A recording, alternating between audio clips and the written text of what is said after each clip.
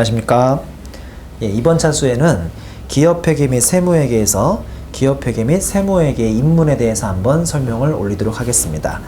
자, 교환의 37페이지를 보면 1절에 기업회계 및 세무회계 입문이라는 이제 설명이 나와 있죠.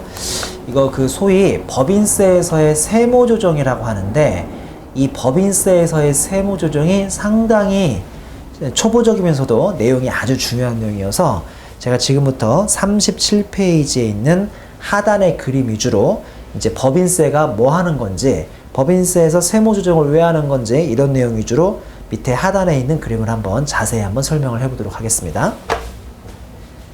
기초 개념을 잡는 내용이지만 이건 상당히 중요한 내용이니까 이미 알고 계신 분들도 한 번 정도 확인하는 차원에서 잘 한번 따라가 보시고, 혹시나 우리 사수라고 하던가요? 사수? 본인의 이제 유에 있는 분하고 어디 뭐 거래하는 회계사하고 세무사하고 계속 뭐 입금사님이니 뭐 송금물사님이 뭐라고 하고 있는데 나는 지금까지 이게 무슨 말인지 몰랐다. 이제 이런 분들도 한번 좋은 기회라고 생각하시고 이 세무조정을 잘 한번 정리해 보시기 바랍니다.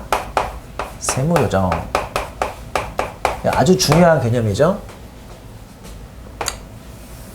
예를 들어서 여기에 교재는 지금 기업회계라고 되어 있는데 이게 여러 가지 다양하게 부릅니다. 기업회계, 재무회계, 결산, 장부, 영어로 알파벳으로 B, 이니셜로 B라고도 하죠. B에 뭐가 약자 같습니까? B가 뭐의 약자일까요? 보통 이 B는 북의 약자입니다. 북이 우리가 일반적으로 뭐 책 이런 뜻이 있지 않습니까? 근데 회계학 용어에서의 B라고 하면 책, 그러니까 장부, 책 쓴 거, 여기 뭐 나온 것처럼 장부라고 하고요. 자, 우리의 목표는 지금 세무조정을 배워야 하기 때문에 기업회계, 재무, 결산, 장부도 중요하지만 여기 나오는 세무회계, 세법 또는 이니셜로 앞글자 따서 T라고도 하죠. T가 뭐 약자인지는 아시겠죠? T는 당연하지만 텍스 약자입니다. 기업회계에서는 수익에서 비용을 빼서 단기 순이익을 구하게 되어 있습니다. 자, 우리 또 기호나 문자보다는 언제나 숫자가 이해하기 쉽죠? 제가 이제 뭐 문과 출신이어서 그런지 모르겠지만 우리 문과생들은 기호나 문자보다는 숫자를 좋아합니다. 예를 들어 볼게요. 수익이 우리 회사가 100인 거예요. 그리고 비용은 80억인 거죠. 그럼 우리 회사의 단기 순이익은 20억 되겠습니다. 혹시 법인세율이 몇 %인지는 알고 있습니까? 법인세율이 몇 %인지를 알아야 우리가 내년에 세금을 얼마나 낼지를 알 수 있는 거 아닙니까? 우리 왜 그런 말씀 들어봤는지 모르겠네요. 우리나라의 법인사업자가 약 50만 개 정도가 있는데 우리나라 법인사업자 50만 개에 거의 95% 넘어가는 그 비율이 12월 말 결산법인이라고 하더라고요. 12월 말 결산법인. 그럼 12월 말 결산법인은 법인세를 언제까지 내야 합니까? 법인세는 이 결산한 날부터 3개월, 즉 그러면 3월 30일까지 내겠네요. 3월 말까지 법인세를 신고 납부해야죠. 그러니까 여러분들이 내년 법인세 3월 달에 신고 납부할 때 몇 % 세금을 내냐고요? 몇 %? 자, 요거는 아주 뭐 기본적인데요. 법인세율은 이 과세표준 세율, 과세표준 2억까지는 세율이 10%입니다. 그리고 2억에서 200억까지는 이번 초과한 구간의 20%고요. 마지막으로 200억을 초과했습니까? 아유, 축하드립니다. 많이 나왔네요. 자, 200억을 초과했으면 축하드려요. 우리나라 법인세 최고세율 22%입니다. 제가 우리 그 합숙자님들하고 강의할 때는 200억, 우리 회사의 과세표준은 2억에서 200억으로 가져가고 이 시간 이후로 우리 세율은 20%로 가정할게요. 우리는 법인세율을 20%로 가정하겠습니다. 자, 그러면 단기 순이익이 약 20억이 나왔으니까 여기에 20%의 세율을 곱하면 우리 회사는 내년 3월 달에 법인세를 얼마 정도 신고 납부하면 된다? 약 4억 정도를 신고 납부하면 되겠습니다. 제 말이 맞습니까? 자, 제가 지금 하고 있는 이 계산 구조 맞습니까? 틀립니까? 어때요? 얘기 좀 해보세요. 자, 이거 맞습니까? 틀립니까? 틀리죠? 이렇게 하는 거 아니죠? 이렇게 하면 바보 됩니다. 자, 이게 왜 틀렸느냐? 첫 번째, 이게 20억이라고 하더라도 아까 제가 지금 여기 썼다 지운 것처럼 2억까지는 10%고 2억을 초과하는 18억에 대해서만 20%를 곱해야 하기 때문에 이게 4억보다 좀 작죠. 실제로 해보면. 이해하시는 거죠? 이 정도 수학적 센스는 있으시죠? 이래서 틀린 걸 수도 있지만, 아니 누가 세상에서 기업회계 결과치인 이익에다가 세율을 곱합니까? 이렇게 하는 거 아니죠. 이렇게 하는 거 아닙니다. 우리는 기업회계가 아닌 세법이나 세무회계에서 당기순이익과 동급에 있는 개념인 각 사업연도 소득금액이라는 걸 구하게 되어 있습니다. 물론 제가 좀 더 엄밀히 얘기하자면 각 사업연도 소득금액에 세율을 곱하는 건 아니고요. 여기서 세 가지를 신나게 빼줍니다. 2월 결손금, 비과세소득, 소득공제라는 걸 세 가지를 신나게 빼줘요. 제가 소위 강의할 때 각 이 비소 그러는데 각 사업연도 소득금액, 이게 너무 기니까 앞으로 각소라고 좀 줄일까요? 각소에서 2월 결손금, 비과세소득, 소득공제 각 이 비소를 빼면 이제서야 실은 과세표준이 나옵니다. 우리 실무에서 메이저 빅3 세법을 소위 법소부라고 하는데요. 법소부. 우리는 법인세, 소득세, 부가세를 막론하고 과세표준이 나오면 게임은 끝났죠. 왜냐면 법소부를 막론하고 과세표준 나왔으면 여기다 뭐만 곱하면 되니까요. T%의 세율만 곱하면 바로 산출세액이 나옵니다. 자, 다시 한번. 기업회계는 이 당기순이익이라는 게 결과치가 나오는데 우리 세법은 각 사업연도 소득금액이 결과치가 됩니다. 엄밀히 말하면 각소의 세율을 곱하는 건 아니고요. 거기서 2월 결손금, 비과세소득, 소득공제라는 3요소를 빼준 다음에 과세표준이 나오면 세율을 곱해야 하는데 뭐 다행인지 불행인지 모르겠지만 현실적으로 2월 결손금, 비과세소득, 소득공제는 없다고 가정하는 게 일반적이기 때문이죠. 회사에 2월 결손금 많으세요? 회사에 재작년부터 넘어오고 있는 결손금 많냐고요? 2월 결손금 많으세요? 자랑하시는 건 아니죠, 지금? 이게 자랑은 아니잖아요. 그래서 2월 결손금이 많다는 건 자랑이 아니고요. 참고로 법인세에서 비과세소득은 거의 아실 필요가 없습니다. 법인세에서의 비과세소득은 공익신탁의 이익이라는 게 있는데 이제 일반적인 회사에서는 이런 공익신탁의 이익이 자주 발생하는 게 아니니까 이것도 굳이 아실 필요 없고요.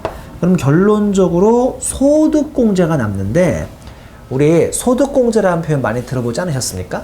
소득공제는 지금 보시는 법인세에서보다는 소득세에서 아주 중요하죠. 우리가 흔히 월급쟁이들이 13번째 월급이라고 하는 내년 2월 달에 있는 연말정산이 바로 이 소득공제라고 생각하시면 되는데 이 개인소득세에서의 그 중요한 소득공제와 달리 법인세에서는 소득공제가 크게 중요하지가 않습니다.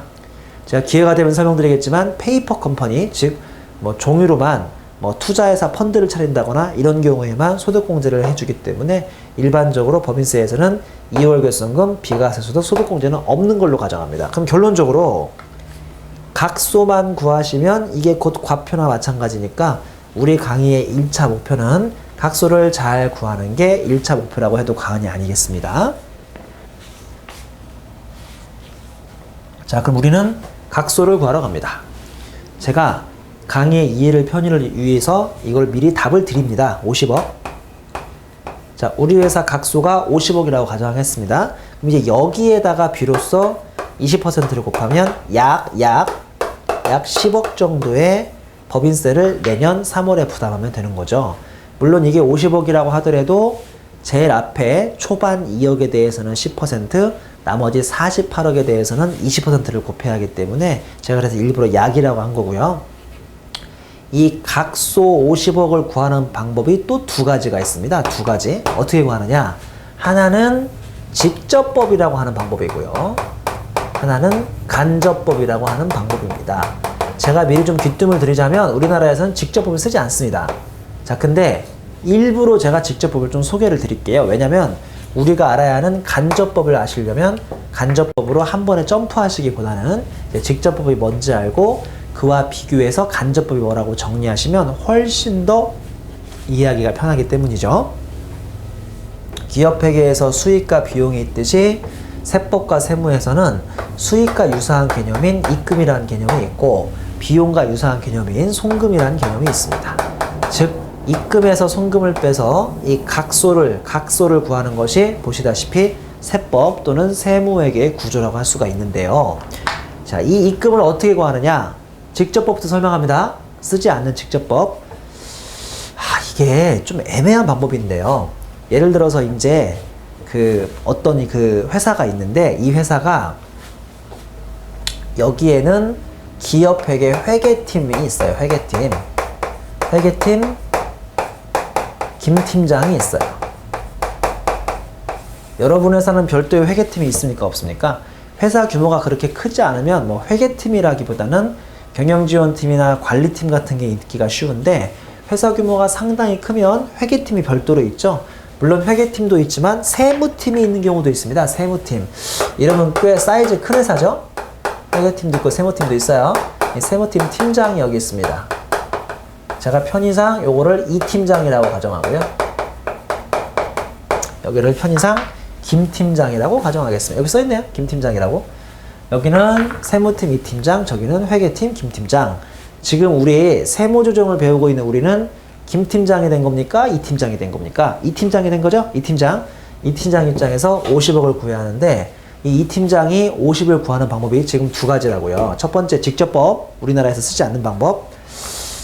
이 팀장이 1년 내내 분개치고 결산해서 어렵게 20억을 만들었던 김 팀장을 애써 무시하는 방법이죠.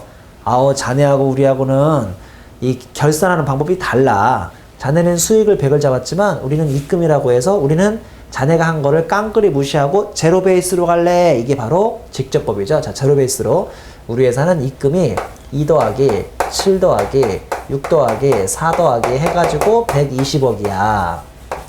그리고 송금도 6 더하기 1 더하기 8 더하기 2 더하기 해가지고 70억이야. 즉 입금과 송금을 제로 베이스에서 직접적으로 구하는 것을 직접법이라고 하는데 이 직접법은 우리나라에서 쓰지 않습니다. 왜냐하면 이 직접법을 쓴다는 것은 엄청난 업무의 비효율을 초래할 수도 있거든요. 왜냐하면 회계팀장, 김팀장이 1년 내내 분기하고 회계 처리한 것을 애써 무시한다는 뜻이기 때문에. 그리고 어떻게 생각하면 이러면 회사에 이중장부가 생길 수 있습니다.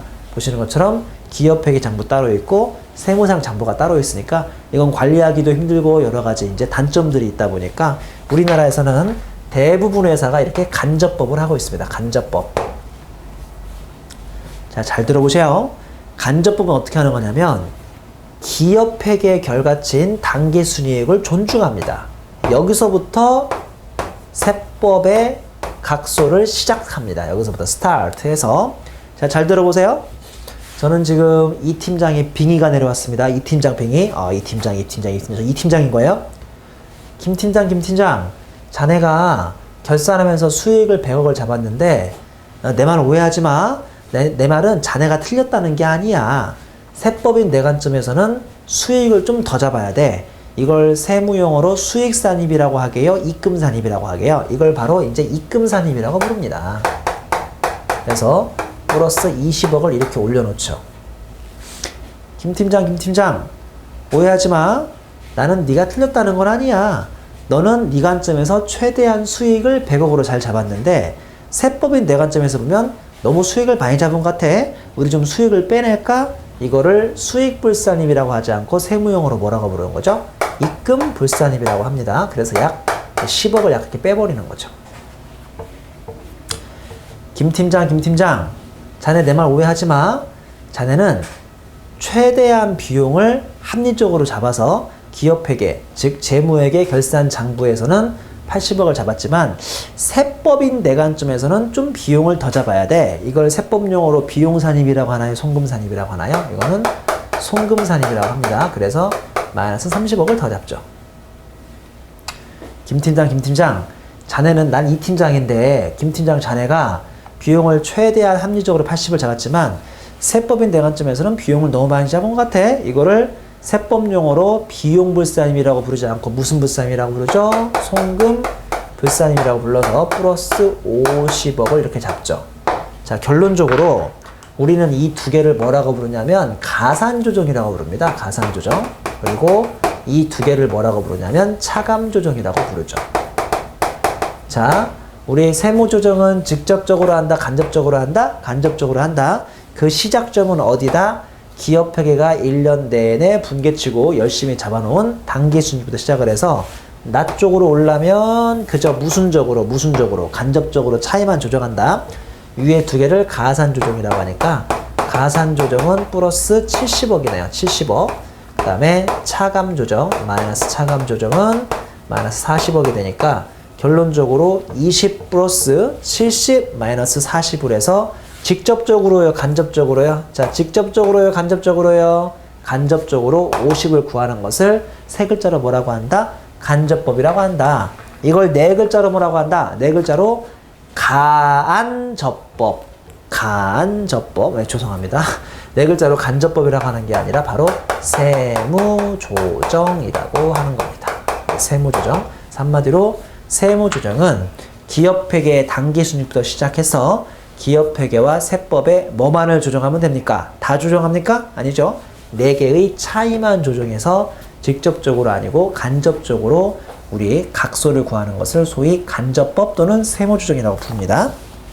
자, 다시 이제 37페이지 그림으로 돌아오시면 이 부분 있잖아요. 제가 칠판에서 써드렸던 입금산입, 송금불산입, 송금산입, 입금불산입이 실제 교재에는 여기 있는 게 아니라 이 부분에 있습니다. 이 부분. 따라오신 거죠? 자, 이 부분을 보시면 결산상 단기순이익에서 각 사업연도 소득금액으로 오고 있는 그 라인에 보시면 그게 입금산입, 송금불산입, 송금산입, 입금불산입이 자리 잡고 있죠. 따라오셨습니까? 제가 지금 이 그림하고 숫자를 사례로 든 다음에 꼭 빠지지 않는 퀴즈가 있습니다. 이 퀴즈가 한 5개 되거든요. 이 퀴즈를 다 정확히 대답하셔야 기본적인 이 세무조정의 구조와 로직, 이 계산 구조를 이해하신 거예요. 자, 첫 번째 퀴즈.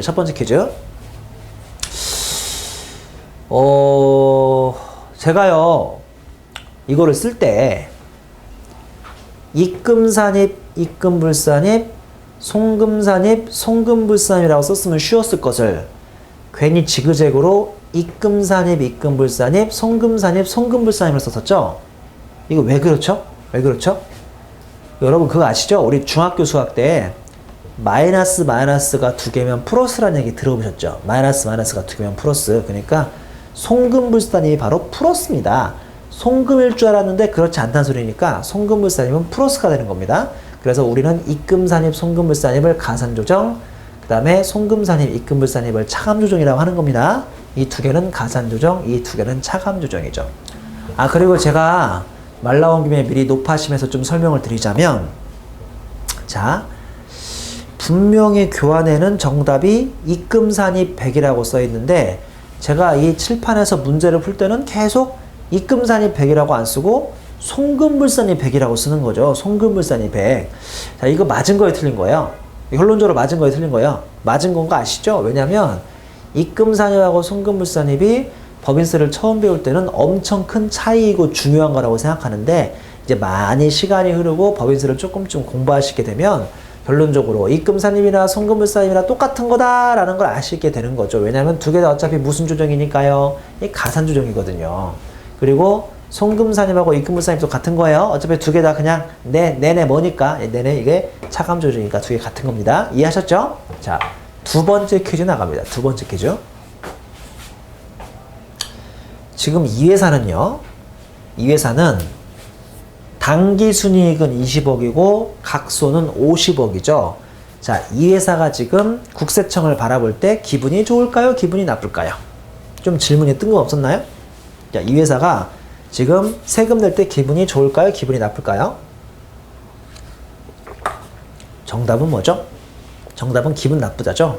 왜냐면 기업회계 보고용 이익은 20억인데 세무보고용은 50억이니까 결론적으로 기업회계에 비해서 세법상 과표가 더 많이 잡히는 셈이니까 세금을 많이 내라는 소리거든요. 그러니까 이런 회사는 상당히 기분이 나쁠 겁니다. 이해하셨죠? 세 번째 퀴즈. 이 회사처럼 기업회계 결과치인 당기순이익보다 세법 결과치인 각소가 더 나오는 회사가 우리나라 약 50만 개 법인 중에 과반수가 넘을까요? 안 넘을까요? 다시. 이렇게 기업회계 결과치보다 세무상 결과치가 더 높게 나오는 회사가 우리나라에서 과반수가 넘을까요? 안 넘을까요? 정답은 뭡니까? 넘습니다. 당연히 넘습니다. 그 이유는 가산 조정이 크기 때문인가요? 차감 조정이 크기 때문인가요? 뭐가 크기 때문입니까? 당연하지만 가산 조정이 크기 때문이죠. 우리나라에서는 가산 조정이 상당히 큽니다. 가산 조정 중에서도 뭐가 크죠? 아이고 숫자를 보세요. 뭐가 제일 커요? 제가 이 숫자로 지금 몇 년 동안 강의하고 있는데 예? 뭐가 제일 커요? 이 송금불산입이 커요. 그래서 우리나라 법인세는 송금불산이과의 싸움이라고 해도 과언이 아니죠. 기업회계는 어떻게든 절세를 하려고 송금이나 비용을 많이 잡았을 것이고 세법은 언제나 계정별로 깐깐한 한도라는 개념이 있기 때문에 이거를 조금 잡고 싶을 것이고 그래서 언제나 이 세무조정은 송금불산이과의 싸움이라고 해도 큰 과언이 아닌 정도입니다. 항상 송금불산임을 기억하셔야 돼요. 아, 세법은 송금불산임을 대단히 싫어하는구나. 자, 그리고 다음 퀴즈입니다. 다음 퀴즈. 이거는 제가 강의할 때 소위 뭐라고 얘기하냐면 웬일로 국세청이 우리가 잡아놓은 물고기를 방류해주는 매우 독특한 세무조정 하나가 있습니다. 자, 다시. 웬일로 국세청이 우리가 잡아놓은 물고기를 이렇게 자연으로 방류해주는 매우 독특한 세무조정이 있는데 그거 뭘까요? 자, 다시. 국세청이 우리가 잡아놓은 물고기를 방류해줍니다. 자, 뭐죠? 이 네 개 중에 뭐죠? 많은 분들이 송금산입이라고 대답을 하시던데 제가 원하는 정답은 입금불산입이거든요. 근데 어차피 아까 소개한 것처럼 송금산입이든 입금불산입은 내 입장에서는 뭐는 한 가지인 거죠? 어차피 차감조정이라는 건 한 가지인데 제가 굳이 하나를 찍어서 답을 원한다면 그거는 입금불산입입니다. 왜냐면 입금불산입의 취지가 뭐예요? 입금불산입 취지. 입금불산입은 기업회계에서 수익으로 잡았던 겁니까? 안 잡았던 겁니까? 잡았던 거죠. 내가 세금 내겠다고 기업회계에서 수익으로 잡은 건데 그걸 세무조정을 통해서 굳이 세금 내지 말라고 밖으로 빼놓는 거니까요. 이런 일이 우리나라에서 얼마나 있을까요? 납세자는 세금 내겠다고 수익으로 신고하고 싶은데 세법에서 아니야 너는 세금 낼 필요 없어 라고 해서 입금불산으로 빼내는 거거든요. 이런 경우는 우리나라에서 많지 않을 것 같습니다. 그래서 제가 지금 숫자로도 20억, 50억, 30억, 10억이라고 해서 좀 작게 써놨죠. 이렇게 입금불산입이 우리나라에서 흔치 않기 때문입니다. 결론을 내리자면 법인세나 세법을 처음 접하는 사람들은 여러 가지 생소한 법률상의 용어 때문에 이 법인세나 세법을 조금만 공부하다가 포기해버리는 경향이 많이 있는데 제가 생각하기로 세법을 처음 공부하실 때 세법을 조금 더 쉽게 접근할 수 있는 방법은 지금 배우고 있는 이 규정이 납세자인 나한테 유리한 규정인가 불리한 규정인가를 따져보시면 약간 이해하기가 쉬울 때가 있습니다. 자, 제가 결론적으로 말씀드렸을 때 납세자인 나한테 입금사니까 송금불산이라는 가산조정은 좋은 건가요? 안 좋은 건가요? 자, 이거 좋은 거예요? 안 좋은 거예요? 대단히 안 좋은 거죠? 세금을 더 내란 소리니까. 근데 거기에 비해서 송금산입, 입금불산입의 차감조정은 납세자인 나한테 좋은 겁니까? 안 좋은 겁니까? 이건 좋은 거죠. 빼주는 거니까. 그러니까 우리는 일반적으로 재무회계나 결산할 때는 이익이 좋은 건데요. 이렇게 법인세, 세무조정할 때는 차감조정, 송금이나 입금불산입이 좋은 거니까 이거 꼭 좀 명심하시기 바랍니다. 자, 마지막으로 제가 이것만 하나 설명하고 이번 차수를 마치도록 하겠습니다. 결론적으로 세무조정은 직접법을 한다, 간접법을 한다? 간접법을 한다. 간접법은 네 가지 경우의 수인 입금산입, 송금불산입, 송금산입, 입금불산입으로 구성이 되는데 그 중에 우리 강의 목적이거나 아니면 실무에서도 뭐가 압도적으로 많다? 송금불산입이 가장 압도적으로 많다. 자, 지금부터 제가 송금불산입의 발생 사유를 잠깐 소개해 드리겠습니다. 여러분 그 교재에다가 송금불산입의 꽃표시를 하고 제가 지금 필기하는 걸 한번 정리 한번 해보시는 게 어떨까 싶습니다. 자, 송금불산입의 발생 사유입니다. 이거 중요하죠. 1. 각종 한도 초과. 2. 법적 증빙 불비. 요새는 법적 증빙이라고도 하고 법정 증명이라고도 하고 여러 가지로 부르는데요. 법적 증명 불비. 3. 제가 미리 답을 말씀드리자면 3번은 별로 중요하지 않습니다. 3. 전기 이전의 세무 조정에 대한 반대 조정. 이렇게 세무 조정의 발생 사유가 크게 3가지 정도로 나오고 있습니다. 자, 이 3가지 중에 우리 실무에서도 상당히 중요하고 우리 강의 목적으로도 제일 중요한 게 뭘까요? 몇 번일까요? 이거 쉽잖아요. 물반 고기반이네요. 일단 아닌 걸 발라내시면 돼요. 뭐는 아니죠? 3번은 별로 안 중요하다고 그랬죠? 이건 전기 이전의 세무 조정이 자동으로 반대 조정이 나올 때가 많다 보니까 이건 중요하지 않습니다. 결론적으로 각종 한도 초과냐 법적 증명 불비냐가 더 중요한데, 자, 이 중에 뭐가 더 중요하죠? 뭐가 중요하죠? 당연하지만 각종 한도 초과가 훨씬 더 중요합니다. 왜냐하면 여러분들은 이 동영상을 수강하고 계신 우리 수강생들 중에서는 이미 법적 증명이 뭔지를 아주 잘 아시는 분도 많거든요. 아니, 표정들이 왜 그러세요? 남 얘기하는 것처럼? 이거 다 아시잖아요. 법적 증명, 예를 들어서 3만 원이 넘어가면 간이 영수증을 받으면 곤란하다. 이런 거 있죠. 그 다음에 접대비의 경우는 10,000원을 넘어가면 무조건 법인카드를 긁어라. 이런 거 있지 않습니까? 이렇게 법적 증명에 대해서는 뭐 막 2시간, 3시간, 4시간 동안 자세히 배우는 것도 상당히 좋은데 우리가 기본적인 것들은 이미 알고 있으니까 법적 증명은 쉽게 어찌 보면 이해할 수 있는 거고, 결론적으로 각종 한도, 계정과목별, 예를 들어서 퇴직급여 충당금은 한도가 얼마인가, 대손충당금은 한도가 얼마인가, 이런 각각 모든 계정들의 한도를 공부하셔서 세법상 정해놓은 한도를 기업회계가 초과하지만 않는다면 송금불산일이 발생하지 않는 거죠. 결론적으로 앞으로 계속 이어질 이 법인세라든지 세무조정에서의 타픽은 결론적으로 송금불산입을 기억하시는 겁니다. 이 송금불산입을 기억해서 어떻게 해야 송금불산입의 한도 초과를 넘어가지 않는 것을 절세 전략으로 하고 세무 전략으로 잡으신 다음에 기업에서 이걸 그대로 꾸준히 유지해 주시는 게 아주 좋은 전략이라고 할 수 있겠습니다. 자, 이번 시간에서는 세무조정에 대해서 간접부 위주로 설명을 드려봤습니다.